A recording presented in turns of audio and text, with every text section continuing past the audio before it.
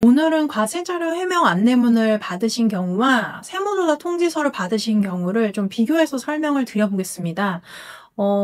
과세자료 해명 안내문을 받은 경우에는 그 해명 안내문 상에 내가 어떤 부분을 소명해야 되는지 분명하게 이제 명시가 되어 있는 경우가 많습니다. 그리고 기한 자체가, 소명해야 되는 기한 자체가 명시되어 있는 것이 대부분인데, 사실은 일반적으로 그 기간이 굉장히 좀 짧게 명시가 되어 있는 경우들이 많아요. 그러다 보니 이렇게 안내문을 받았는데 나는 소명 자료를 준비할 시간은 없고, 이런 경우들이 사실 대부분 많이 있습니다.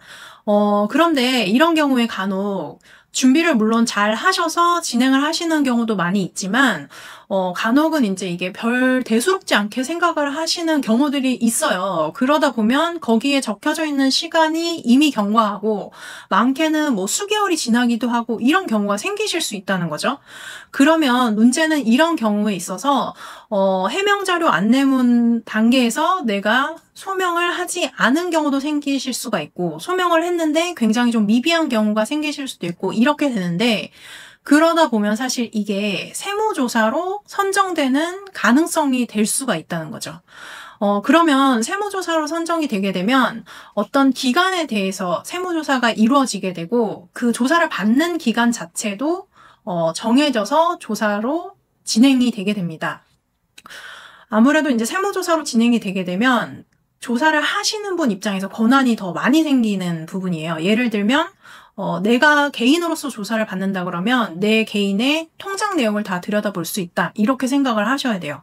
그러다 보니까 사실 그 통장 내역 볼 수 있다는 거는 사실 굉장한 부분이기 때문에 처음에 과세자료 해명 안내문에서 내가 소명해야 됐었던 그 범위 외적으로 또 더 큰 범위의 어떤 자료나 해명을 해야 되는 상황이 될 수 있다, 이렇게 보셔야 될 것 같습니다. 마지막으로 말씀드릴 수 있는 건, 이렇게 해명 자료 안내문을 받아서 소명을 하다가 세무조사로까지 전환돼서 조사를 받는 경우가 생기셨다고 한다 그러면, 이게 물론 굉장히 더 큰 부담이 될 수는 있겠지만, 어떻게 보면 조사로 전환이 돼서 진행을 하게 되면 조사를 하시는 분 입장에서도 확인할 수 있는 부분이 더 많아져서, 내가 어떤 부분의 사실관계에 있어서 주장을 한다고 했을 때 그 부분을 확인할 수 있는 범위가 넓다 보니 인정을 해줄 수 있는 부분도 더 많아질 가능성은 있다. 일단 그런 부분도 잘 이해해 두시면 좋을 것 같습니다.